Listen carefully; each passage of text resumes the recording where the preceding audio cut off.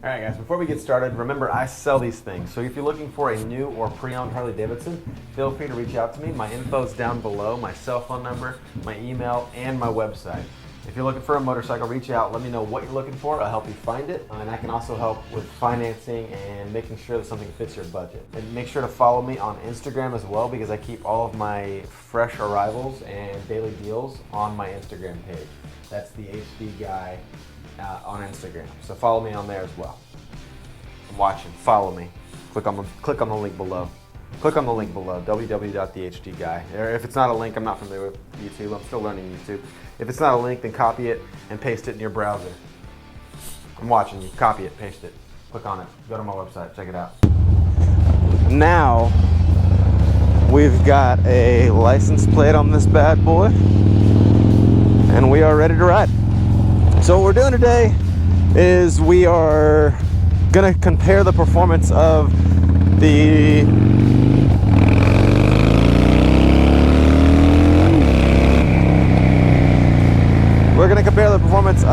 twin cam 103 to the Milwaukee 8 107. And we're not gonna do it by 0 to 60 times or by dynos or by charts or anything like that. Comparing times from 30 miles per hour to 70 miles per hour. The reason I chose 30 to 70 is because it's tough to find a road to where the speed limit's 80, and I don't want to break any laws on camera. So we're gonna do a 30 to 70 pull, just going as fast as possible. Then we're gonna do a 30 to 70 pull in one gear. I think it'll end up being fourth, because I want to start it at a really low RPM and see how the torque input is going from 30 to 70 without downshifting, because a lot of the times when you're passing somebody, you don't have to take the time to downshift once or twice to actually get past somebody. You just want to downshift and go. So this will give you a good idea of what that looks like. There's a lot of variables that aren't being considered here, so this isn't science. Don't make sure you take this with a grain of salt, is what I'm trying to say. Results can vary. And then there's things like rider weight, rider skill. The one where rider skill is going to come into play the most is going to be the outright how quick can you do it test, because it's going to require me to shift probably from second to third. Not a big deal, but depending on how fast I shift and how consistent my shifts are from bike to bike, it could vary the results. And we're measuring down to hundreds of seconds. So let's get the show on the road. All right, we got the settings. The second tab down, you can see it's 30 to 70. That's where you're gonna be watching. So we'll do 3 pulls for each of the tests and see how she goes. Looks like I'm gonna benefit from being in first gear for this pull. And let her rip.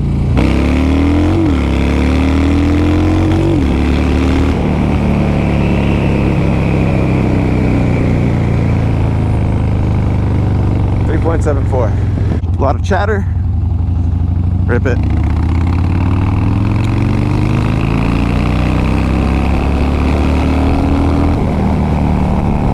.93. Here we are on the 2020 Street Bob. We're going to be testing the same 30 to 70 test we did on the 2017 Street Bob with the 103 twin cam. And we're gonna see how they stack up against each other. And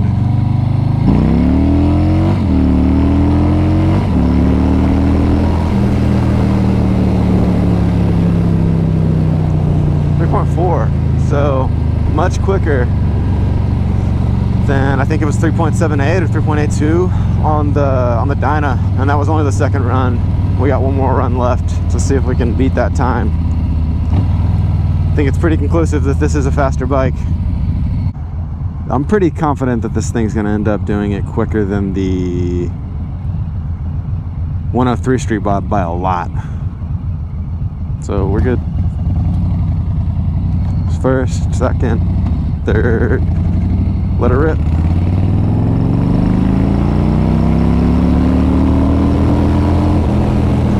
1.87, so yeah, it's a lot faster already. First pull and it's already a lot quicker. And I don't have a license plate on my motorcycle, I just realized. So this could be an issue. So back out, go back in.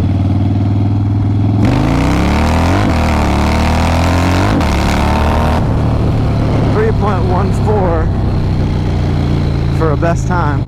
So first, second, third. Rip it.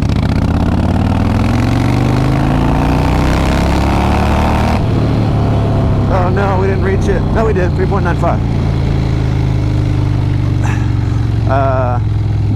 So yeah, right in the wheelhouse of the 107.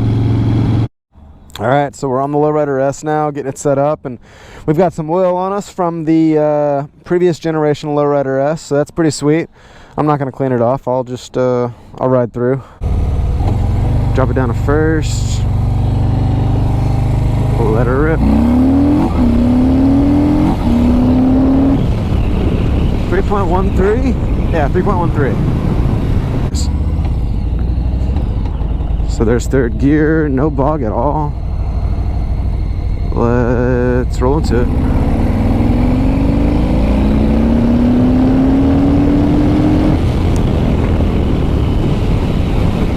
.55. All right, so that's a wrap. I'm gonna go compile all this data, find out which one's fastest and the test we put them through, and then I'm gonna write them down on a whiteboard and we're gonna discuss, talk about the differences and why we could be coming up with these numbers. Maybe to help you make a decision on your next motorcycle. I'm a big fan of the Milwaukee 8. I love the torque it makes. A lot of people hate on it because it's not a very loud motor. I'm not a fan of the sound of the Milwaukee 8 either, but I'm more of a performance guy than I am a sound guy. All right, so now it's time to analyze the results. Over here in the left column, you've got the engine. So 103, 107, and 110, 114. We've got 30 to 70, and then we've got the 30 to 70 fixed in third gear. So no downshifting, no finding the sweet spot. You just got to roll into it. So interestingly enough, the 103 put in a time of 3.74 seconds out of 3 runs. I did 3 runs on all of these bikes, and I'm only going to show you guys the quickest run. I'm not going to show you all 3 because that would bore you. But for the 103, we came up with 3.74 seconds, flat out, going as quickly as possible. Big difference between the no downshift. On the no downshift, over a second difference. Quite a bit of difference on that. But when you move over to the Milwaukee 8 with no downshift, I mean, you got a pretty good time as well of 3.4 seconds. It's quicker than the 103 by quite a bit, but way better. A second difference between the two when you don't downshift. And then the variance between these two numbers is minuscule compared to the variance in these numbers. Then you move over to the 110, which looks a lot better. It's still quite a bit different, but the thing about the 110 that we're working with that you have to keep in mind is this is a, try to get the glare out of there. It has a stage 1. It's not just a completely stock bike like the rest of them. These two had slip-on exhaust. This one was completely stock, brand new motorcycle, and this one had a stage 1. So that's something you have to keep in mind in this test. It's a little bit skewed. Remember, these numbers aren't 100% true. I didn't have stock motorcycles to work with all around. I kind of just had what I could pick. Another thing that could be hurting this motorcycle is it has 33,000 miles on it. After 33,000 miles, you might not have the exact same compression as a bike with, 8,000 miles or 4,000 miles. So you got to keep that in mind as well. So the 110 put in a time of 3.14, which is really impressive considering, because on the 114 it's only 3.13. This is the best of 3 runs again. I was pretty impressed with the 110, but where I wasn't impressed, third gear pull from 30 to 70, because the 107 beat out the 110 with a stage 1. I didn't think that should happen. I thought the 110 should be able to mop the floor with the 107, even on that pull. That just goes to tell you how much torque that 107 has, or that Milwaukee 8 has. And even then, your variance between the 107 and the 114 is not that big.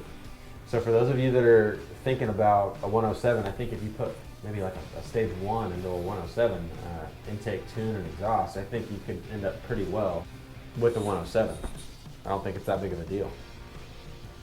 So this is my conclusion. I don't know if you guys find this video interesting. I thought it was a pretty interesting concept, so that's why I shot it. If you guys have any questions, please reach out to me again below. My link's down there for the website. My link for my Instagram's down there. My Facebook page is down there. All different ways to keep in contact with me.